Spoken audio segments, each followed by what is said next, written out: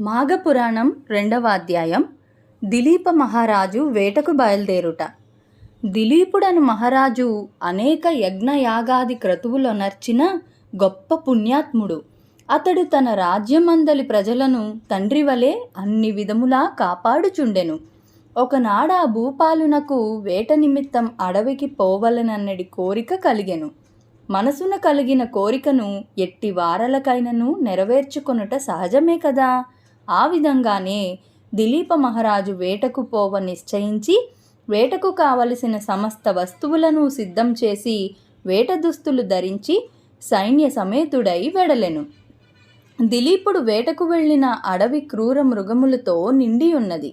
ఆ క్రూర జంతువులు సమీపమందున్న గ్రామములపై పడి పశువులను మనుష్యులను చంపి నానా బీభత్సములు చేయుచున్నవి. దిలీపుడు అడవిలో మాటు వేసి మృగములను చంపుచుండెను. తన పరివారం కూడా మృగములను మట్టుపెట్టుచుండిరి. ఇలా కొన్ని రోజుల వరకు అడవి అందు ఉండి అనేక క్రూర జంతువులను చంపిరి. ఒక్కనాడొక మృగంపై బాణం వేసెను. ఆ బాణాన్ని తప్పించుకొని ఆ మృగం పారిపోయెను. దిలీపుడు పట్టు విడవక దాని వెంట పరిగెత్తెను. ముందు మృగం, వెనక దిలీపుడు, అతని వెనుక పరివారము పరిగిడుచుండగా ఆ మృగం ఒక కీకారణ్యమున ప్రవేశించెను. అప్పటికీ దిలీపుడు అలసిపోయినందున దాహంచే నాలిక ఎండిపోతున్నది.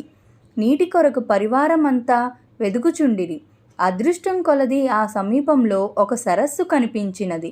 దానిని చూచి సంతోషపడి దిలీపుడు సరస్సును సమీపించెను.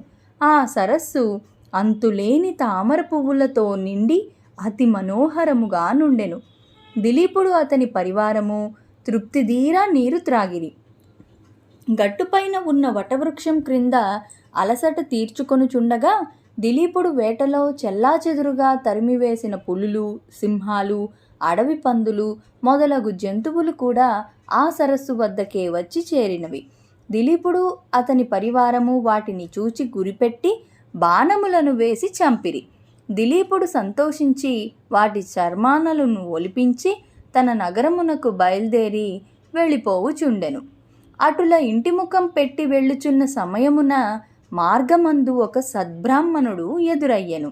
ఆ బ్రాహ్మణుడు బ్రహ్మ తేజస్సు గలిగి ప్రకాశించుచుండెను. ఆ విప్రుని చూడగానే దిలీపుడు ఆగి నమస్కరించి చేతులు జోడించి నిలబడి ఉండెను.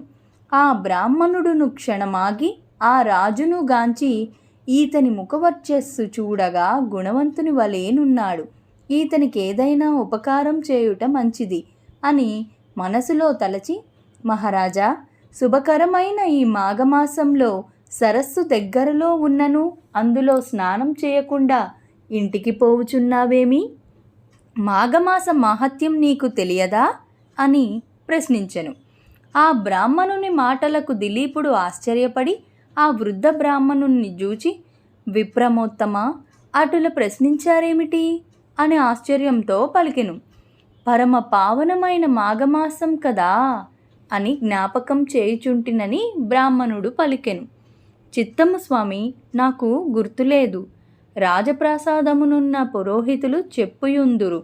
నేను మృగయా వినోదినై వచ్చి అడవిలో కొద్ది దినములుండుట వలన నాకు ఆ విషయం జ్ఞప్తి లేదు. కావున మాఘమాస మహత్యం నెరుంగింప వలసినదిగా ప్రార్థించుచున్నానని దిలీపుడు వేడుకొనెను. ఆ బ్రాహ్మణుడు దిలీపుని దీవించి, రాజా, సూర్యవంశపు గురువైన వశిష్ఠుల వారు అప్పుడప్పుడు మీ కడకు వచ్చుచుండును గదా. అతని వలన మాఘమాస మహాత్మ్యమును గురించి తెలుసుకొనుము. ఆ మహామునికి తెలియనిది ఏదియూ లేదు గాన అటుల చేయము అని చెప్పి బ్రాహ్మణుడు తన దారిన తాను పోయెను. దిలీపుడు వశిష్ఠుని కడకు పోవుట. దిలీపుడు తన పరివారంతో నగరము చేరెను. పదే పదే బ్రాహ్మణుని మాటలు జ్ఞప్తికి తెచ్చుకొని ఎటులనో ఆ రాత్రి గడిపెను. మరునాడు ప్రాతకాలమున లేచి కాలకృత్యములు తీర్చుకొని మంచి ఉడుపులు సకలాభరణములు ధరించి మంత్రి సామంతాదులతో వశిష్ఠుల వారి దర్శనమునకై వారి ఆశ్రమమునకు వెళ్ళెను. ఆ సమయంలో వశిష్ఠుల వారు తపమాచరించుకొనుచున్నారు. శిష్యులు వేదపఠనం గావించుచున్నారు. దిలీపుడు ఆ దృశ్యమును చూచి వారికి తపోభంగం కలుగనీయరాదని కొంత తడవు వేచియుండెను. దిలీప మహారాజుకు వశిష్ఠుల వారు గురుతుల్యులు. అందుచే గురుభక్తి మిక్కుటముగా నుండెను. మరికొంతసేపటికి వశిష్ఠుడు తపస్సు నుండి లేచి రాజును కుశల ప్రశ్నలడిగి ఉచితాసనమునపై కూర్చుండబెట్టి వచ్చిన రాజును కారణమేమని అడిగెను. దిలీపుడు వశిష్ఠునితో, ఋషి సత్తమా, తమ వలన నేను అనేక రాజధర్మములు పురాణేతిహాసములు విని సంతుష్టడనైతిని.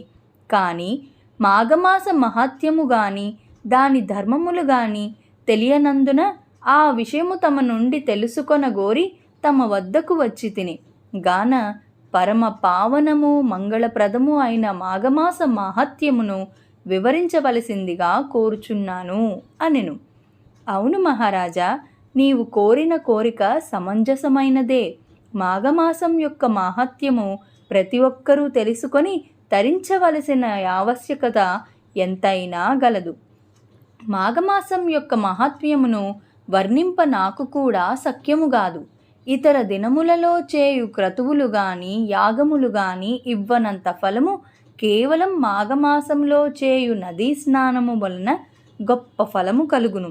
అటువంటి ఫలమునిచ్చు మాఘమాసము అన్ని విధములా శుభప్రదమైనది గాన ఈ మాఘమాసమునందు చేయు నదీ స్నానము వలన మనుజుడు పుణ్యాత్ముడు ఆగుచుండును.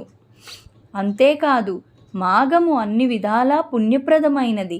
అంతేకాక పుణ్యకార్యము వలన స్వర్గలోక ప్రాప్తి తాత్కాలికంగా కలుగును. కానీ మాఘమాసంలో సంపాదించిన ఫలము వలన శాశ్వత స్వర్గలోక ప్రాప్తి కలుగును.